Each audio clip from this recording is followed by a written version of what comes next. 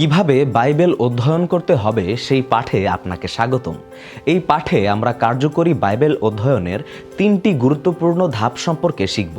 প্রথমটি হলো পর্যবেক্ষণ, দ্বিতীয়টি হলো ব্যাখ্যা এবং প্রয়োগ। এটি কোনো আনুষ্ঠানিক পড়াশোনা নয়, আপনাকে একজন বাইবেল বিশারদ হিসেবে তৈরি করা এর উদ্দেশ্য নয়। এই অধ্যয়নের দর্শন হচ্ছে শাস্ত্রাংশগুলোর মাধ্যমে আপনার প্রতিদিনকার জীবনে ঈশ্বরের ইচ্ছাগুলো কী তা দেখানো। শাস্ত্রের ভক্তিমূলক বাণীতেই মূল আগ্রহ। এই বাক্য অধ্যয়নের সুযোগ দেবার জন্য আমরা ঈশ্বরকে ধন্যবাদ দিই। ঈশ্বর বাইবেলে কি বলেছেন তা জানতে হলে প্রথমেই জানতে হবে কিভাবে তা অধ্যয়ন করতে হয়। তার জন্য একটি নির্ভরযোগ্য পদ্ধতি থাকা গুরুত্বপূর্ণ।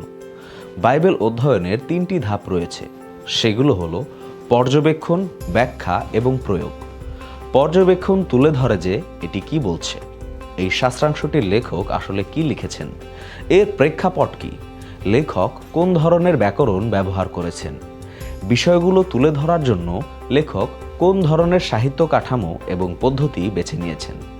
ব্যাখ্যা এই প্রশ্নগুলি তুলে আনে, এর অর্থ কি, শাস্ত্রের এই অংশের লেখক তার পাঠকদেরকে কি শিক্ষা দিতে চান। প্রয়োগ এই প্রশ্ন তুলে ধরে, আমার কাছে এর অর্থ কি, এই শাস্ত্রের আলোকে আমি যা অনুভব করেছি তার কারণে আমি কি পরিবর্তন করার চিন্তা করেছি। আপনি যখন প্রয়োগ অংশে যান তখন নিজেকে কিছু প্রশ্ন করুন, এখানে কি অনুসরণ করার মতো কোনো উদাহরণ আছে? এখানে কি মেনে চলার মতো কোনো সতর্কবাণী বা আদেশ আছে? ত্যাগ করার মতো কোনো পাপ আছে কি?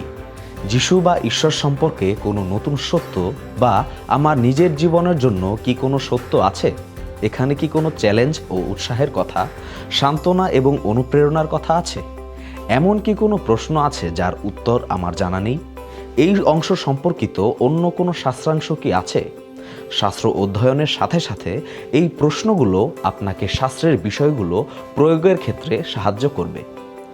এবার বাইবেল অধ্যয়নের জন্য 12টি নিয়ম। এই 3টি ধরন মাথায় রেখেই বাইবেল অধ্যয়নের সাধারণ কিছু নিয়ম দেয়া হলো। গুরুত্বসম্পন্ন জিনিসের কিছু নিয়ম থাকে, যেমন আনুষ্ঠানিক প্রশিক্ষণে বাইবেল স্কুলে তারা এই নিয়মকে বলে হারমেনিউটিক্স, যা ব্যাখ্যার শিল্প এবং বিজ্ঞান। এখানে 12টি নিয়ম আছে। প্রথমত, শাস্ত্রের যে কোনো অংশের জন্যই একটি ব্যাখ্যা রয়েছে, কিন্তু এর প্রয়োগ অনেকভাবে হতে পারে। প্রয়োগের সাথে ব্যাখ্যাকে মেলানো উচিত নয়। বাক্য তার পাঠককে একটি সুনির্দিষ্ট বার্তা জানাতে চায়, তবে এক একজন পাঠকের জীবনে সেই বার্তাটির তাৎপর্য ভিন্ন হতে পারে। একজন লেখক কোনো ব্যক্তি বা দলের প্রতি লেখেন, কিন্তু যারা এটি পড়েন তারা ভিন্ন জায়গার, সময়ের, সংস্কৃতির এবং পরিস্থিতির। দ্বিতীয়ত, বাইবেল যেহেতু খ্রিস্ট সম্পর্কিত একটি বই, তাই এটি পড়বার সময়ে যেখানে খ্রিস্টের বিষয়ে গুরুত্ব দেওয়া হয়েছে সেটি লক্ষ্য করুন। সবসময় নিজেকে জিজ্ঞেস করুন, খ্রিস্টের মাধ্যমে মানুষের পরিত্রাণের জন্য ঈশ্বরের বৃহৎ উদ্দেশ্যগুলোর সাথে কিভাবে এটি সম্পর্কযুক্ত। তৃতীয়ত, পুরাতন নিয়ম অধ্যয়ন করার সময় মনে রাখবেন যে আপনি সেখানে উদাহরণ ও সতর্কবাণীগুলো খুঁজছেন। ঐতিহাসিক বইগুলোতে ইতিবাচক ও নেতিবাচক উদাহরণ রয়েছে। এগুলো থেকে বিশ্বাসীরা কাউকে অনুকরণ করে এবং কারো কাছ থেকে সতর্কবাণী পায়। বাইবেলের ঐতিহাসিক ঘটনাগুলো ঐতিহাসিক হওয়ার পাশাপাশি এগুলোর দৃষ্টান্তমূলক তাৎপর্য থাকতে পারে। গালাতীয় 4 অধ্যায় 22 থেকে 24 পদে প্রেরিত পৌল বলেছেন, অব্রাহামের 2 ছেলে ছিল, তবে এই ছেলেদেরকে রূপক অর্থেও উল্লেখ করেছেন। অব্রাহামের 2 ছেলে, ইসমাইল ও ইসহাক। এটি হলো ইতিহাস। গল্পটির আবার রূপক তাৎপর্য থাকতে পারে, যা 2টি ভিন্ন ধরনের চুক্তির প্রতিনিধিত্ব করে। যখন প্রেরিত পৌল প্রথম করিন্থীয় 10 অধ্যায় 11-তে বলেছেন, অন্য লোকেরা যাতে দেখে শিখতে পারে তাই সাধুদের প্রতি তা ঘটেছিল, তখন তিনি শেখার গ্রিক শব্দ ব্যবহার করেছেন। সাধুরা যখন ছিলেন তারা আদর্শ ছিলেন, কিছুটা দেখে শেখার মতো। চতুর্থত, বাক্যের অর্থ কী তা আগে থেকে মনের মধ্যে তৈরি করে নিয়ে শাস্ত্রাংশ পড়বেন না।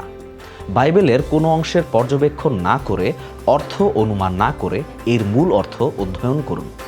একবার একজন পালক সমস্যাগ্রস্ত একজন মহিলাকে কিছু পদ বলেছিলেন। সেই মহিলা তাকে বললেন, পালক, বাক্য বলে আমাকে বিভ্রান্ত করবেন না, আমি আমার সিদ্ধান্তে অটুট। অনেকে এভাবেই বাইবেল পড়েন। তারা আগে থেকে যা বিশ্বাস করেন তাই তারা শুনতে চান। বাইবেল থেকে শিক্ষা নেবার পরিবর্তে তারাই বাইবেলকে শিক্ষা দেন। পঞ্চমত, যখন আপনি শাস্ত্রের একটি পদের অর্থ শেখেন তখন নিজেকে প্রশ্ন করুন যে অন্যকে শিক্ষা দেবার আগে আপনি এটি মানতে ইচ্ছুক কিনা। যাকব 1:22 পদ আমাদের শিক্ষা দেয় কেবল ঈশ্বরের বাক্য শুনলেই চলবে না, সেই মতো কাজও করতে হবে। এটি শিক্ষক ও প্রচারক হিসাবে আরও গুরুত্বপূর্ণ। প্রথম শমূয়েল 3:10 পদ অনুসারে এই বইটির কাছে এভাবে আসতে হবে যেভাবে শমূয়েল বলেছিলেন, বলুন আপনার দাস শুনছে। এর অর্থ হলো একজন ব্যক্তির এমন মনোভাব থাকা উচিত, প্রভু আমি তোমার আদেশ অনুযায়ী সব কিছু করতে প্রস্তুত আছি। ষষ্ঠত, মনে রাখুন ঈশ্বর তাঁর বাক্যের মধ্য দিয়ে আমাদের সাথে কথা বলেন, তাই অবশ্যই ঈশ্বরের বাক্য ভালোভাবে অধ্যয়ন করতে হবে।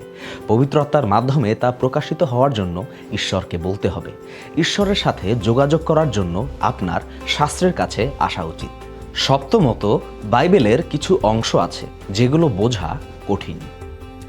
আপনি যদি সেরকম কোনো অংশ পড়েন তবে নিরুৎসাহিত হবেন না এবং সেখানে থেমে থাকবেন না বা সেটি নিয়ে দুশ্চিন্তা করবেন না। দ্বিতীয় বিবরণ 29:29 পদ বলে, গোপন সব কিছু আমাদের ঈশ্বর সদাপ্রভুর ব্যাপার, কিন্তু প্রকাশিত সব কিছু চিরকালের জন্য আমাদের ও আমাদের সন্তানদের, যেন এই আইন কানুনের সমস্ত কথা আমরা পালন করে চলতে পারি। ঈশ্বর ইতোমধ্যেই এই বিষয়টি স্পষ্ট করে দিয়েছেন যে বাইবেলের অনেক মৌলিক বিষয় রয়েছে যেগুলো আয়ত্ত করতে সারা জীবন লেগে যেতে পারে। এসব বিষয়গুলোকে নিখুঁতভাবে বোঝার জন্য এত মানসিক এবং আত্মিক শক্তি ব্যয় করার দরকার নেই। তাই এই সব অংশগুলোকে সেই সমস্ত বাক্যের আলোকে ব্যাখ্যা করা উচিত যার অর্থ ইতোমধ্যেই স্পষ্টভাবে উল্লেখ করা হয়েছে। কঠিন বিষয়গুলো প্রকাশ করার জন্য সহজ অংশগুলো সহায়িকা হিসেবে ব্যবহার করুন। জটিল শাস্ত্রাংশগুলোর ক্ষেত্রে কোনো মতবাদ বা বিশেষ শিক্ষা তৈরি করবেন না এবং যারা তা করে তাদের বিষয়ে সাবধান হন। অষ্টমত, যে কোনো অংশের ব্যাখ্যার জন্য চূড়ান্ত প্রেক্ষাপট হলো শাস্ত্রের বাকি অংশ। বাইবেলের সর্বশ্রেষ্ঠ ব্যাখ্যা হলো বাইবেল নিজেই। দ্বিতীয় পিতর 1:20 বলে, তবে সবকিছুর উপরে এই কথা মনে রেখো যে শাস্ত্রের মধ্যেকার কোনো কথা নবীদের মন গড়া নয়। বাইবেলের কোনো অংশের মন গড়া ব্যাখ্যা দেবেন না যেটি বাইবেলের অন্য অংশের স্পষ্ট শিক্ষার বিরোধিতা করে। নবমত, শুধুমাত্র জ্ঞান বাড়ানোর জন্য নয়, বরং জীবনের সত্য খুঁজে পেতে শাস্ত্র অধ্যয়ন করুন। বাইবেলীয় জ্ঞান কোনো পুণ্যের কাজ নয়, বাইবেলীয় জ্ঞানের সঠিক ব্যবহারের ফলেই পূর্ণতা আসে। এটি হলো শাস্ত্রের কাজ, বাক্যের প্রতি বাধ্যতা যা আপনার জীবনে বাইবেলকে একটি শক্তিতে, আসল শক্তিতে পরিণত করবে। দশম, যখন আপনি সত্যে জীবনযাপন করার জন্য শাস্ত্র অধ্যয়ন করবেন তখন অপ্রাসঙ্গিক বিষয়গুলো নিয়ে ব্যস্ত হবেন না। যেমন জোনা পুস্তকের ক্ষেত্রে আপনি অনেককে এই বিষয় নিয়ে বিতর্ক করতে দেখবেন যে তিমিরা মানুষকে গিলে ফেলতে পারে কিনা। তবে জোনা পুস্তক হলো ঈশ্বরের ভালোবাসা বনাম পক্ষপাতিত্বের বিষয়ে লেখা। জোনা নিনবীবাসীদের ঘৃণা করতেন, কিন্তু ঈশ্বর জোনাকে দেখিয়েছেন যে তিনি শত্রুদেরকেও ভালোবাসেন। তিমি মানুষকে গিলতে পারে কিনা তার সাথে এর কোনো সম্পর্ক নেই। আপনি যখন জোনার পুস্তক বা আদম ও হবার গল্প অথবা পুরাতন নিয়মের অন্য কোনো গল্প পড়েন তখন নিজেকে এই প্রশ্নগুলো জিজ্ঞাসা করুন, এটি কি বলছে? এর অর্থ কি? আমার কাছে এর অর্থ কি? এবং ঈশ্বর, তুমি আমাকে এই বাক্যের মাধ্যমে কি সত্য দেখাতে চাও? বড় চিত্রটি দেখুন, মূল সত্যকে খুঁজুন, কেন্দ্রীয় সত্যকে খুঁজুন। ঈশ্বর কি বলছেন? এখানে সামগ্রিকভাবে তাঁর চূড়ান্ত বার্তাটি কি? বাকিটা গীতরচক গীতসংহিতা 119 অধ্যায় 160 পদে বলেছেন, তোমার সমস্ত বাক্য সত্য।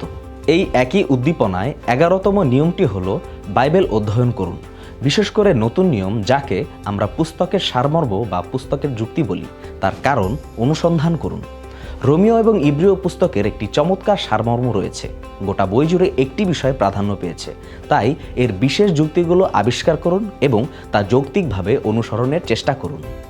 সবশেষে 12তম বিষয়টি হলো সবসময় যে কোনো বাক্যের প্রেক্ষাপট বিবেচনা করুন।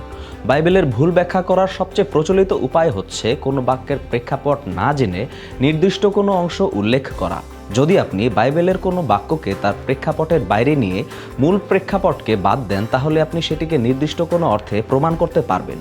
প্রেক্ষাপট শব্দের আক্ষরিক অর্থ হলো বাক্যের সাথে সম্পর্কিত পারিপার্শ্বিক বিষয়গুলো বিবেচনা করে একটি পদকে ব্যাখ্যা করা। পরিশেষে শেষ করার জন্য এই প্রার্থনাটি করতে পারেন যে আপনি ঈশ্বরের বাক্যের ভেতর প্রবেশ করবেন এবং ঈশ্বরের বাক্যকে আপনার মধ্যে প্রবেশ করতে দেবেন। গীতরচক আমাদের মনে করিয়ে দেন যে এটি কতটা তাৎপর্যপূর্ণ। তোমার বাক্য আমার অন্তরে আমি জমা করে রেখেছি, যাতে তোমার বিরুদ্ধে পাপ না করি। গীতসংহিতা 119 অধ্যায় 11 পদ।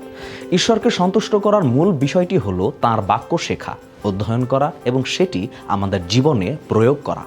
আশা করি যে এই নিয়মগুলো আপনাকে উদ্দীপ্ত করেছে। এগুলো শেখার ভালো উপায় হলো অনুশীলন করা। আমাদের আশা এবং প্রার্থনা এই অধিবেশনটি আপনার জন্য আশীর্বাদের হয়ে উঠুক এবং আপনি এই পাঠের মধ্য দিয়ে ঈশ্বরের বাক্য অধ্যয়ন করতে থাকুন।